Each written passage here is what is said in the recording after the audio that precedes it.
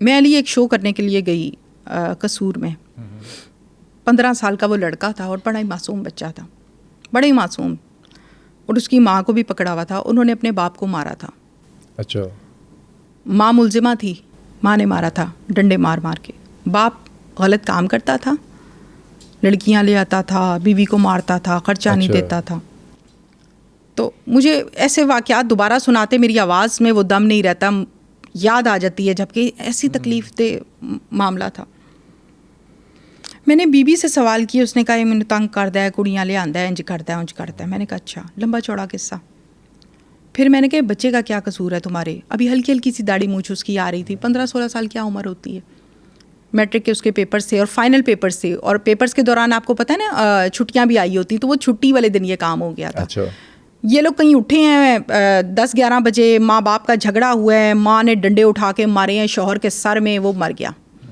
बच्चे मौके पे मौजूद हैं घर में, बच्चों ने नहीं मारा, बच्चे मौजूद हैं। अब वो बच्चा मुझे हवालात में हथकड़ी लगे हुए क्या कह रहे हैं, आंटी मुझे इनसे जल्दी छुट्टी लेके दें, मेरा पेपर है कल, मैंने पेपर देना है। ओ हो। मैंने क्या सवाल करना था, मैं तो कुर्सी पे बैठ गई पास। मुझे तो समझ ही नहीं आई कि इसको नहीं पता कि ये 302 में आया हुआ है यहाँ पे, इसकी जान तो अभी कहाँ सालों में छुटनी है, तालीम शालीम ख़त्म हो गई। वो कहते हैं प्रोग्राम बढ़ गया। मैंने कहा तुमने खाना खाया है, ठीक हो, तबीयत ठीक है तुम्हारी? मुझे बहुत तरस आया। उसने इतना रो के, आंटी मेरा क्या कसूर था, मेरी अम्मी अब्बू लड़ते थे, मैंने नहीं मारा अब्बू को, अम्मी ने डंडे मारे हैं। पूछिए अम्मी से पूछा, हाँ मैं मारे ने, बच्चे का कोई कसूर नहीं, लेकिन उसको भी पुलिस ने हथकड़ी लगाई हुई थी।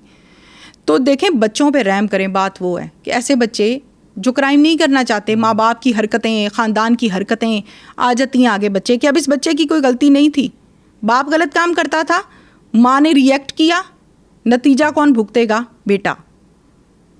तो ऐसे केसेस में बहुत दुख होता है, बहुत दुख होता है मुझे। ऐसे केसेस में पुलिस ने बच्चे का नाम क्यों बीच में डाल दिया? जाहिर है इनिशियल स्टेज पर घर में जो भी कत्ल के टाइम मौजूद होता है, तफ्तीश के मुताबिक according to your case, police ने उसको नामजद तो करना है ना, चीज़ें तो जाहिर है क्लियर करनी है ना। अब झटपट हमारा पाकिस्तान है, एक ही FIR में मामला तो सॉल्व नहीं होते, वकूआ बनाना है, चीज़ें देखनी है, मामला देखने हैं। तो वो बच्चा घर पर मौजूद था, उसने सब कुछ देखा था, तो जाहिर है पुलिस ने तफ्तीश तो करनी थी ना।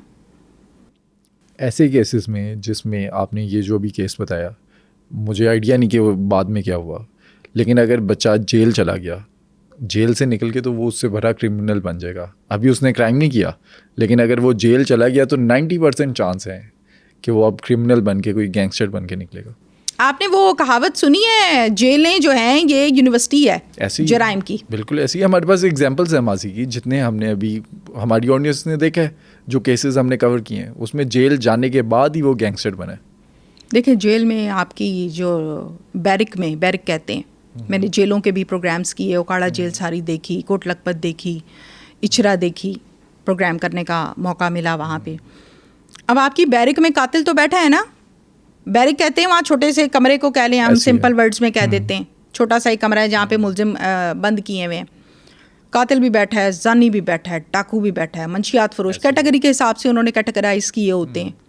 तो ये सारा सिलसिला है। अब वो जाहिर है जब बैठेगा उनके साथ तो सबक तो नहीं सीखेगा ना, जो वो करके आए हैं वो किस्सा शेयर करेगा, ये अपना किस्सा शेयर करेगा, नंबर्स एक्सचेंज होंगे, पहले तू बाहर निकल गया तो तू राब्ता कर लेना, बाद में मैं निकला तो मैं राब्ता करूँगा। ऐसे ही गैंग्स बन जाते हैं, दोस्तियाँ हो जाती हैं, आदि मुजरिम बन जाते हैं।